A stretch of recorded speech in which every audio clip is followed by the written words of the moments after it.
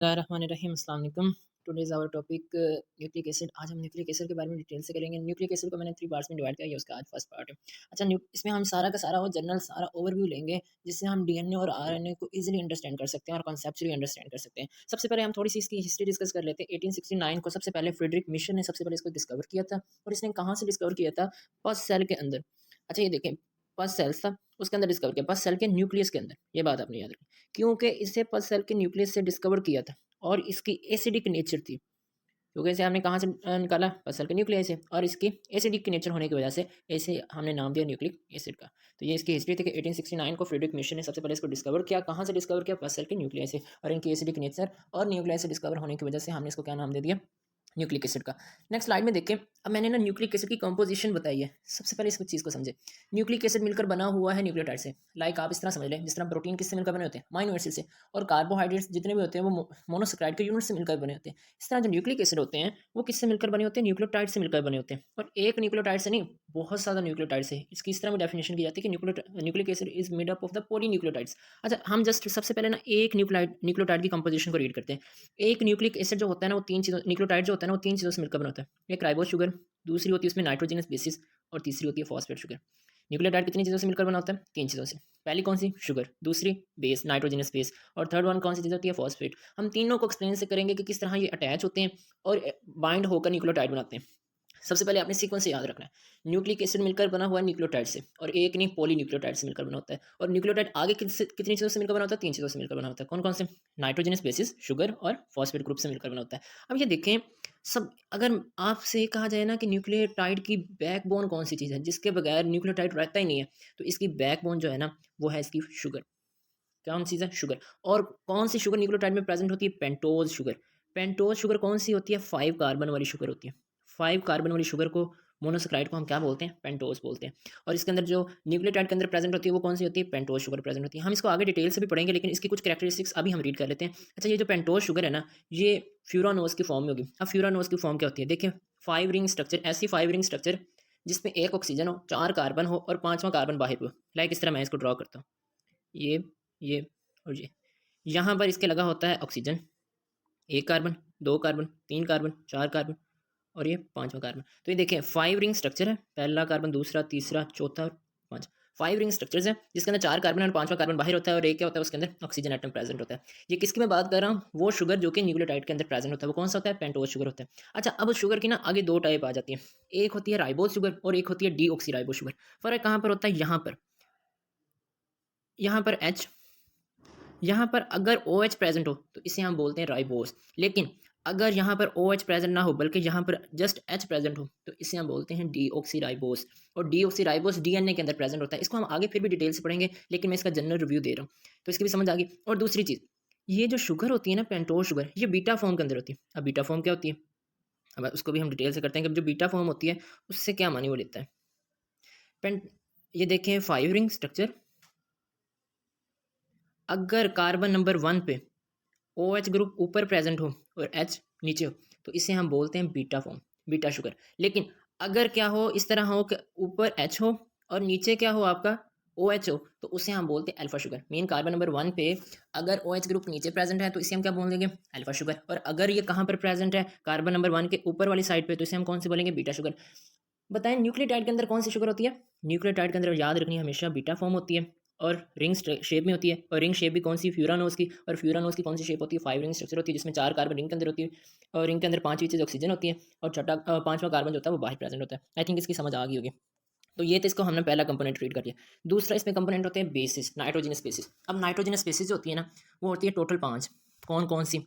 एक होगी आपके पास एडिनिन, थायमिन, गुआनिन, साइटोसिन। और in case of RNA, thymine नहीं प्रेजेंट होता बल्कि यूरासिल प्रेजेंट होता है। तो ये होगी इसके अंदर नाइट्रोजनस स्पीसीज। सबका ओवरव्यू दे रहा हूँ, नेक्स्ट ये सब डिटेल से आएंगे। अच्छा, और तीसरी चीज़ जो इसके अंदर प्रेजेंट होती है वो होती है फॉस्फेट ग्रुप। ठीक है। अच्छा, ये याद रखना है, बैकबोन क्या है? शुगर। अच्छा, शुगर किस किस शेप के अंदर प्रेजेंट होती है? शुगर होती है फ्यूरानोस की फॉर्म के अंदर। और कौन सी शुगर होती है? पेंटोस। याद रखना है, कार्बन नंबर 1 पे अटैच होता है ये नाइट्रोजनस बेसिस, और इसके यहाँ पर जो कार्बन 5 है, इस कार्बन 5 के साथ फॉस्फेट ग्रुप अटैच होता है। ये चीज़ें याद रखनी है। शुगर जो है वो इसकी बैकबोन बना रहा है। इसके शुगर के कार्बन नंबर 1 पे कौन क्या चीज़ अटैच होगी? Nitrogenous base. और इसके 5 नंबर कार्बन पे क्या हो गया? Phosphate group. ये इंपॉर्टेंट एमसीक्यूज थे। नेक्स्ट स्लाइड देखें। नेक्स्ट स्लाइड में कहता है न्यूक्लियोसाइड कहता है। अच्छा, सबसे पहले इसी को देखते थे। अगर न्यूक्लियोटाइड में से फॉस्फेट ग्रुप को माइनस कर दे, पीछे जो चीज़ बचती है उससे हम बोलते हैं न्यूक्लियोसाइड। न्यूक्लियोसाइड में क्या आता है? शुगर और बेस आती है। शुगर और नाइट्रोजनस बेस को कलेक्टिवली क्या बोलते हैं? न्यूक्लियोसाइड। लेकिन अगर इसके साथ आप किसको मिला दें? फॉस्फेट ग्रुप को भी साथ मिला दें, तो फिर ये न्यूक्लियोसाइड नहीं रहता, बल्कि क्या बन जाता है? न्यूक्लियोटाइड बन जाता है। तो ये देखें, न्यूक्लियोसाइड में क्या होता है? राइबो शुगर होती है, और वो किसके साथ अटैच होती है? प्यूरिन या पैरामिडिन। प्यूरिन या पैरामिडिन क्या है? नाइट्रोजनस बेसिस है। ये समझ आ गई कि अगर नाइट्रोजनस बेसिस और शुगर अटैच हो तो इसे हम बोलेंगे न्यूक्लियोसाइड। लेकिन अगर क्या हो कि फॉस्फेट ग्रुप भी साथ अटैच हो तो इसे हम क्या बोलेंगे? न्यूक्लियोटाइड बोलेंगे। और ये याद रखना है कि शुगर जो है वो नाइट्रोजनस इसके साथ अटैच होती है एक बॉन्ड के जरिए, और इस बॉन्ड को हम क्या बोलते हैं? Beta glycosidic linkage. और ये एमसीक्यूज है इसमें कि बीटा ग्लाइकोसिडिक लिंकेज के थ्रू फॉस्फेट नाइट्रोजनस बेस किसके साथ अटैच होती है? शुगर के साथ अटैच होती है। बताता है कि न्यूक्लियोटाइड की फॉर्मेशन किस तरह होती है। क्या बता रहा है कि न्यूक्लियोटाइड में 3 चीज़ें मिलती हैं। फॉस्फेट ग्रुप अटैच होता है, नाइट्रोजनस बेस अटैच होती है, और क्या साथ अटैच होता है? शुगर। लेकिन अगर इन दोनों चीज़ों को मिलाएं तो क्या बनेगा? न्यूक्लियोसाइड। और न्यूक्लियोसाइड के साथ अगर अगर आप फॉस्फेट ग्रुप को भी मिला दें तो क्या बन जाएगा? न्यूक्लियोटाइड। तो ये देखें, सबसे पहले वो न्यूक्लियोसाइड की फॉर्मेशन बता रहा है, फिर जब उसके साथ फॉस्फेट ग्रुप 5 कार्बन नंबर 5 पे जाकर अटैच होता है तो क्या बन जाता है? एक न्यूक्लियोटाइड बन जाता है। नेक्स्ट स्लाइड्स में देखें। सबसे पहले वो बता रहा है कि इसमें न्यूक्लियोसाइड और फिर न्यूक्लियोटाइड। अच्छा, ये देखें, यहाँ पर सबसे पहले वो बेसिस के बारे में बता रहा है कि बेसिस कौन सी है। अगर बेस के साथ शुगर अटैच होगी तो उसे हम क्या बोलेंगे? न्यूक्लियोसाइड। तो ये देखें, सबसे पहले बता रहा है डीऑक्सी एडिनोसिन। डीऑक्सी का या डीऑक्सी का लफ्ज़ जहाँ पर भी आ जाए इट्स मीन डीएनए की बात हो रही है, और जहाँ पर डीऑक्सी को रिमूव कर दिया जाए वहाँ का मतलब है आरएनए की बात हो रही है। इट्स मीन कि एडिनिन इनके साथ अगर शुगर अटैच हो रही है, 2 डीऑक्सी एडिनोसिन बन रही है, तो ये 2 डीऑक्सी एडिनोसिन किसके अंदर प्रेजेंट है? डीएनए के अंदर। और आरएनए के अंदर क्या होगा? डीऑक्सी को हटा दें, पीछे क्या बच गया? एडिनोसिन। इसी तरह साइटोसिन का न्यूक्लियोसाइड क्या है? डीऑक्सीसाइटिडीन। लेकिन अगर आरएनए की बात हो तो वो उसके अंदर अकेला क्या होगा? साइटिडीन होगा, डीऑक्सी फॉर्म नहीं प्रेजेंट होगी। ठीक है। अगर इसके साथ शुगर के साथ किसको अटैच कर दिया जाए? फॉस्फेट ग्रुप को भी अटैच कर दिया जाए तो ये क्या बन जाएगा? न्यूक्लियोटाइड। तो ये देखें, जब ये न्यूक्लियोसाइड था, अब इसके साथ फॉस्फेट ग्रुप भी अटैच होते जा रहे हैं, तो ये क्या बन रहा है? न्यूक्लियोटाइड। तो देखें, 2 डीऑक्सी अडीनोसिन 5 मोनोफॉस्फेट। ये 2 5 का मतलब है लिंकेजेस होती है उन कार्बन नंबर पे। तो ये समझ आ गई होगी आई थिंक। लेकिन याद रखें, जितनी इसकी ज़्यादा आप प्रैक्टिस करेंगे आपको उतना ज़्यादा इजीली होगा। सबसे पहले आपने बेसिस को याद करना है। बेसिस के साथ शुगर को अटैच करेंगे तो न्यूक्लियोसाइड बन जाएगा। अगर उस न्यूक्लियोसाइड के साथ किसको अटैच कर देंगे? फॉस्फेट को, तो क्या बन जाएगा? न्यूक्लियोटाइड बन जाएगा आपके पास। नेक्स्ट स्लाइड में देखें।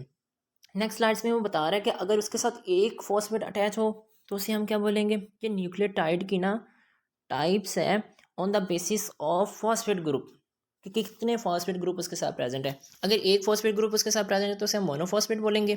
लेकिन अगर उसके साथ, इसमें देखें, सबके साथ मोनो मोनो मोनो फॉस्फेट लग रहा है, और जहाँ पर डीऑक्सी का मतलब बात हो रही है उसका मतलब डीएनए के न्यूक्लियोटाइड की बात हो रही है, और जहाँ पर किसकी बात हो रही है? डीऑक्सी की बात ना हो, वहाँ इसका मतलब है कि वो आरएनए के न्यूक्लियोटाइड की बात हो रही है। बेसिकली पता है क्या होता है? न्यूक्लिक एसिड जो होता है उसको हम 2 क्लासेस में डिवाइड करते हैं, डीएनए के अंदर और आरएनए के अंदर। ये आगे आएगा भी, लेकिन मैं पहले बता रहा हूँ। न्यूक्लिक एसिड किससे मिलकर बना होगा? न्यूक्लियोटाइड से। तो डीएनए भी किससे मिलकर बना होगा? न्यूक्लियोटाइड से। आरएनए भी किससे मिलकर बना होगा? न्यूक्लियोटाइड से। न्यूक्लियोटाइड्स में क्या आता है? शुगर आती है, नाइट्रोजनस बेस आती है, तो फॉस्फेट। इट्स मीन इसके अंदर भी प्रेजेंट होगा और इसके अंदर भी प्रेजेंट होगा। फर्क कहाँ पर आएगा? शुगर पर। यहाँ पर शुगर जो होगी पेंटोज इधर भी होगी, इधर भी पेंटोज होगी, लेकिन यहाँ पर जो पेंटोज होगी वो डीऑक्सी होगी, और यहाँ पर जो शुगर होगी वो कौन सी होगी? अकेली राइबोज शुगर होगी। आई थिंक इसके बारे में भी आपको क्लियर हो गया होगा। इनको रीड करके देखिएगा। अगर 2 फॉस्फेट ग्रुप है तो उसे हम डाई फॉस्फेट बोल रहे हैं, अगर 3 है तो उसे ट्राई फॉस्फेट बोल रहे हैं। अगर साइक्लिक स्ट्रक्चर के अंदर प्रेजेंट है तो उसके साथ जस्ट साइक्लिक लगा देना, बाकी सारी चीज़ सेम है। यहाँ पर देखें, ये वाला वो कहता है cyclic cytidine monophosphate. It's mean ये किसके न्यूक्लियोटाइड की बात हो रही है? ये आरएनए की बात हो रही है। अगर यहाँ पर आता साइक्लिक डीऑक्सी साइटिडीन मोनोफॉस्फेट, इस मीन वो किसकी बात हो रही थी? डीएनए की। डीएनए के शुरू में क्या आता है? डी। तो याद रखना है कि जहाँ पर भी एमसीक्यूज में आ जाए डीऑक्सी का, इट्स मीन वो कौन से न्यूक्लियोटाइड की बात कर रहा होगा? डीएनए की। लेकिन अगर उसके साथ डीऑक्सी ना आए तो इस मीन वो आरएनए की बात कर रहा होगा। नेक्स्ट स्लाइड में देखें, न्यूक्लियोटाइड के बारे में बता रहे हैं। देखें, हम कहते हैं कि न्यूक्लियोटाइड जो होते हैं ना ये एनर्जी रिच कंपाउंड होते हैं। आपको पता है इसके में फॉस्फेट ग्रुप होते हैं ना अटैच, तो इस तरह टाइडल बॉन्ड होते हैं, आपने रीड किए होंगे। एक टाइडल बॉन्ड के टूटने से 717.7 किलो कैलोरी एनर्जी रिलीज होती है। तो इस वजह से हम एनर्जी रिच कंपाउंड कहते हैं, और बहुत से एंजाइम का ये को फैक्टर के तौर पर भी एक्ट करते हैं। और थर्ड में वो बता रहा है कि 3 यूनिट होते हैं। ये सारी की सारी हमने बेसिक बातें कर ली हैं। फिर उसके बारे में बताता है कि राइबोस के बारे में बताता है कि वो किस तरह से जाके उसके साथ अटैच होंगे। नेक्स्ट स्लाइड में देखिए शुगर के बारे में बताता है। शुगर इसमें कौन सी होती है, मैंने आपको पहले शुरू में बता दिया कि शुगर जो होती है वो पेंटोज होती है, 5 कार्बन वाली होती है, ठीक है। और अगर वो डीऑक्सी हुई तो वो डीएनए के अंदर प्रेजेंट होगी, लेकिन अगर वो राइबोस हुई तो वो आरएनए के अंदर प्रेजेंट होगी। इसी तरह ये कौन सी स्ट्रक्चर में होगी, फ्यूरानोस। फ्यूरानोस कौन सी स्ट्रक्चर होती है, 5 रिंग स्ट्रक्चर होती है, जिसके अंदर एक ऑक्सीजन, 4 कार्बन और एक कार्बन कहाँ पर होता है, बाहर प्रेजेंट होता है। फिर पेंटोज शुगर फॉर्म ईस्टर। अच्छा ये क्या होता है, ये न्यूक्लियोटाइड है ना, सॉरी, ये अगर है आपके पास न्यूक्लियोटाइड, इसका जो थर्ड कार्बन है ना, ये अगले शुगर के साथ जाके बॉन्ड बनाता है। और अगले शुगर यहाँ पर फॉस्फेट ग्रुप है उसका 5 नंबर कार्बन पे, ये 5 नंबर कार्बन और इसका थर्ड नंबर कार्बन पे हाइड्रोक्सिल ग्रुप, ये एक दूसरे के साथ लिंकेज करते हैं। और लिंकेज करके इनका एक लिंकेज बनता है जिसे हम बोलते हैं फॉस्फोडाइस्टर बॉन्ड। और इस तरह एक पॉली न्यूक्लियोटाइड बनता है। ये एक न्यूक्लियोटाइड यहाँ पर इसके नाइट्रोजनस बेस कार्बन नंबर 1 पे, और कार्बन नंबर 5 पे क्या है, फॉस्फेट ग्रुप। और ये आपस में लिंकेज, ये एक न्यूक्लियोटाइड दूसरे न्यूक्लियोटाइड से किस तरह अटैच होगा, एक न्यूक्लियोटाइड का कार्बन नंबर 3 और दूसरे न्यूक्लियोटाइड का कार्बन नंबर 5 पे जो फॉस्फेट ग्रुप है, ये आपस में लिंकेज करेंगे, फॉस्फोडाइस्टर बॉन्ड बनेगा और इस तरह एक पॉली न्यूक्लियोटाइड बनेगा। तो ये बताता है। और शुगर क्या है, बैकबोन के तौर पर एक्ट करती है। यहाँ पर देखो बताता भी है कि शुगर बैकबोन के तौर पर एक्ट करती है। किस तरह होता है कि phosphate group join the third carbon of the one sugar, एक शुगर का कौन सा कार्बन नंबर होगा, 3, और वो दूसरी शुगर के कौन से कार्बन के साथ अटैच होगा, नंबर 5 पे, और नंबर 5 पे किसके साथ अटैच होगा, फॉस्फेट के साथ। तो ये सारी की सारी आप देखेंगे तो वो सारी वही बात कह रहे हैं जो मैंने आपको बता दी है। नेक्स्ट में बताता है कि नाइट्रोजनस स्पेसिस कौन सी होती है, एक प्योरिन्स होती है और दूसरी कौन सी होती है, पायरामिडीन्स होती हैं। प्योरिन्स की कौन सी होती हैं, डबल रिंग स्ट्रक्चर होती है, और वो कौन सी है, दो हैं, गुआनिन और एडिनिन। और पायरामिडीन्स कौन सी होती हैं, जो सिंगल रिंग स्ट्रक्चर होती हैं, और इसमें साइटोसिन आ जाते हैं, थाइमिन आ जाती है और यूरासिल आ जाते हैं। नेक्स्ट में बताता है कि बेसिस कहाँ पर अटैच होती हैं, वो मैंने आपको बता दिया कि बेसिस कार्बन नंबर 1 पे अटैच होती हैं। और ये बेसिस की जो सीक्वेंस है बहुत ज़्यादा इंपॉर्टेंट है, क्यों, क्योंकि जेनेटिक इन्फॉर्मेशन इसी के ज़रिए ही डिटर्मिनेशन की जाती है उसकी। नेक्स्ट में बताता है कि न्यूक्लिक एसिड की थोड़ी सी इंपॉर्टेंस के बारे में बताता है कि न्यूक्लिक एसिड जो होते हैं वो पॉलीमर्स होते हैं न्यूक्लियोटाइड्स के, और ये कहाँ पर प्रेजेंट होते हैं, सेल के न्यूक्लियाई के अंदर प्रेजेंट होते हैं। ये किसी भी लिविंग ऑर्गेनिज्म की क्या बताते हैं, हेरिडेटिंग इन्फॉर्मेशन के बारे में को डिटरमाइन करते हैं। और कौन कौन से इसके अंदर एलिमेंटल अगर कार्बन देखे जाएँ, हमने वैसे तो हमने कह दिया ना कि इसके अंदर क्या चीज़ होती है, शुगर होती है, नाइट्रोजनस बेस होती है और फॉस्फेट ग्रुप होता है। लेकिन अगर हम इसका एलिमेंटल एनालिसिस करें तो एलिमेंट इसके अंदर कौन कौन से प्रेजेंट होते हैं, carbon, hydrogen, oxygen, nitrogen, phosphorus. ये एज एमसीक्यूज बहुत ज़्यादा इंपॉर्टेंट है। और एक न्यूक्लियोटाइड किसी भी न्यूक्लिक एसिड के अंदर नहीं प्रेजेंट होता, बल्कि पॉली न्यूक्लियोटाइड्स प्रेजेंट होते हैं, और फिर ही जाकर डीएनए या आरएनए होता है। डीएनए और आरएनए क्यों डिफरेंट है, शुगर की बेस पे, उसके अंदर डीएनए के अंदर डीऑक्सीराइबोस शुगर है और आरएनए के अंदर कौन सी शुगर है, राइबोस शुगर है। नेक्स्ट में बताता है कि न्यूक्लियस एक एसिड जो है वो पॉलीन्यूक्लियोटाइड्स हैं, ये बिल्डिंग ब्लॉक्स हैं न्यूक्लियोटाइड के। तो ये सारा का सारा लेक्चर था अबाउट द न्यूक्लिक एसिड। अगर कोई कन्फ्यूजन हो तो यू कैन कॉन्टैक्ट मी। ठीक है, थैंक यू, अल्लाह हाफिज़।